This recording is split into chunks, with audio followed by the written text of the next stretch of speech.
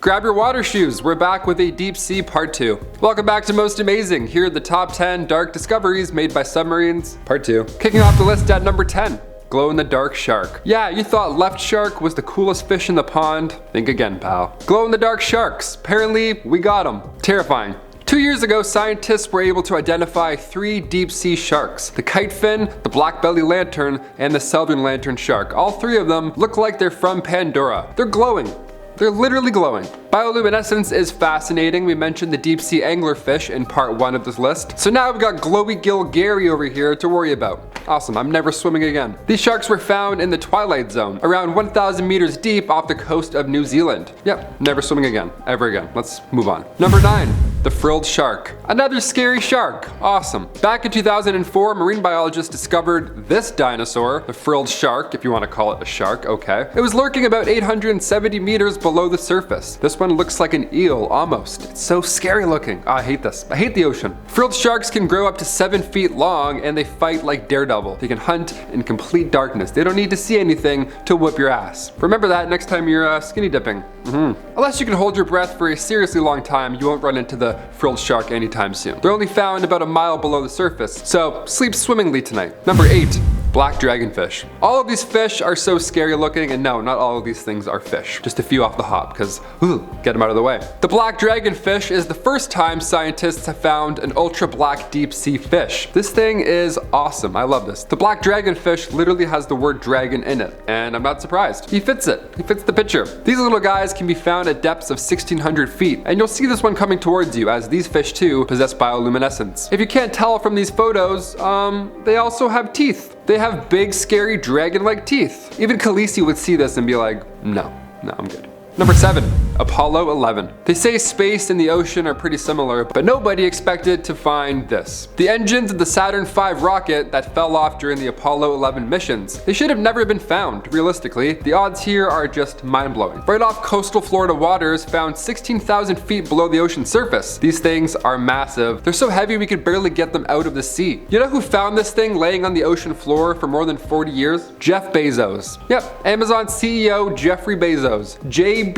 He found this. He found these back in 2012. What's the shipping fee for a couple of Apollo 11 rockets? It's probably not cheap. Number 6, USS Johnston. Once a US Navy destroyer, the USS Johnston sank during the Battle of Samar back in 1944. It sank after a battle with a large fleet of Japanese warships. Victor Vescovo, one of the few to reach the Marianas Trench, was the first one to stumble upon the remains of this sunken warship. The remains were found quite recently, back in 2019, and it's now known as the deepest known shipwreck of all time, which is a weird brag. She was found 6,450 meters deep in the Philippine Sea in the Pacific Ocean. To quote Victor, who at the time was leading said expedition, he says, "The wreck is so deep that there's very little oxygen down there, and while there is a little bit of contamination from marine life, it's remarkably well intact except for the damage it took from the furious fight," end quote. The ship is so deep that it took them a handful of trips just to locate the thing entirely. There were 327 crew members on board the ship during the battle, and sadly, only 141 of them survived. The diving team was respectful about their mission, and they laid wreaths both before and after their dives, which is just a nice thing to note off at this point, honestly. Number 5. Underwater civilization. As we found out in part 1 of this series, the ocean, being mostly undiscovered, is terrifying.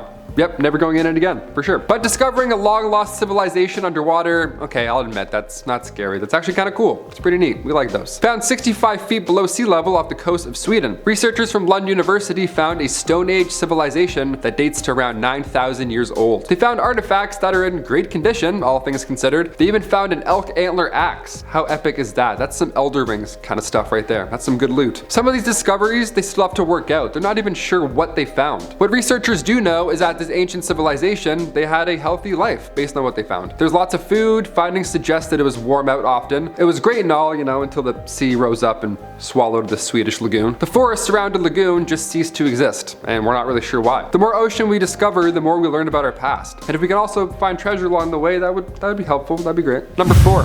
USS Nevada. The USS Nevada was lost in 1948, and it wasn't until a year ago where she was seen again. Yeah, the USS Nevada was referred to as the unsinkable ship, and here's why. During the 1941 attack on Pearl Harbor, the USS Nevada was the only battleship to get away in one piece. But Barely. It took years of repairs after that, but she returned to battle later in 1944 to support the Normandy invasion. A year later, it assisted in 2 atomic bomb tests, and post-World War II, she was finally deemed too ancient for service. So the Navy used the USS Nevada as target practice, and it took them 5 days and lots of power to finally sink it. How impressive is that? They almost couldn't sink the ship when they tried. That's kind of brilliant. The torpedo was the final strike, and after it sank, the Navy wasn't even sure where exactly it ended up. It was more than 15,000 feet below the surface, so it could have gone literally anywhere. Cut to only a couple years ago, a joint expedition by Ocean Infinity and Search Inc., led by Dr. James Delgado, they found her. Just 65 nautical miles southwest of Pearl Harbor. All the way down. Number 3. Amelia Earhart's plane. Yeah, you heard me. How epic is this? The first woman to fly across the Atlantic, she was well on her way to settling even more groundbreaking records, but her plane tragically disappeared over the Pacific in 1937. It's since been a great mystery where the final resting place of Amelia Earhart now is, but we may have actually found her remains back in 1940 on the Pacific island of Nikamuraro. The initial examination of these remains were reported to be that of a man. That was the general idea in 1941, but come 2018, we have a different idea now. Something's come up. Researcher Richard Jantz took another look at the long-lost remains, and since then, photos of Amelia have surfaced, so Richard compared the bone measurements to her body type, and we're pretty sure that's her. But in a recent discovery, May 2021, a murky image went viral, and many believe it's Amelia Earhart's plane submerged in Nikamuraro Lagoon. Back in 1991, part of a plane fuselage was recovered, but it was too damaged to confirm that it was her plane from when it went down in 1937. Do you think it's her? Sound off below. I do, definitely. Or else someone else's remains are out there, and that's also wild. Let's discover who that is. Number 2, crop circles. Before we end off this list, we'll get a little cute, dare I say. Crop circles on the ocean floor. Are these aliens? Alien fish? Do we have this now? Is this a scary shark? What's going on here? These crop circles were first spotted back in 1995 off the southern coast of Japan, and for 16 years, these things were blowing the minds of divers or deep sea explorers. Nobody knew where they were coming from. They would be there one week, and then the next day would be gone. Tiny aliens or tiny pufferfish. That's right, in 2011, one of these dudes got caught in 4K, and it's one of the weirdest things I have ever seen. I had to squeeze it in some sort of deep sea list. I love showing this little guy off. These male pufferfish, they try and lure in the ladies by making art. Some birds dance like crazy, some fish make art, okay? Animals have souls, deal with it. The thing that baffles me here, concerns me if anything, is that these pufferfish use a shell. They use a shell in their mouth, they grab it, and then they scoop out these designs. He uses a tool to carve away his emotions. Small but mighty, and also an artist. And finally, number 1,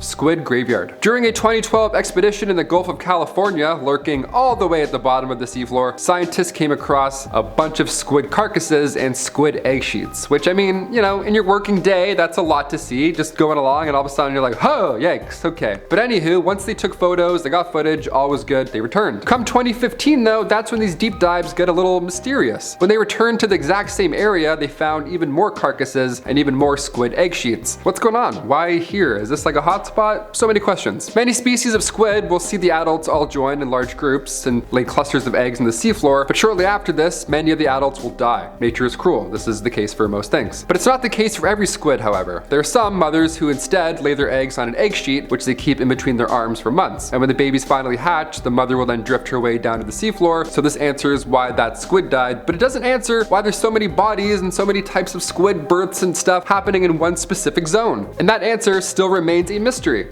hence why it's our number 1 today. Those were our top 10 dark discoveries made by submarines part 2. If you want a part 3, hit that thumbs up. Let us know. I'll grab my goggles. I'll explore the ocean myself. Gladly. Let's do it. I've been your host, Taylor McWaters, and we'll see you next time on Most Amazing. Peace.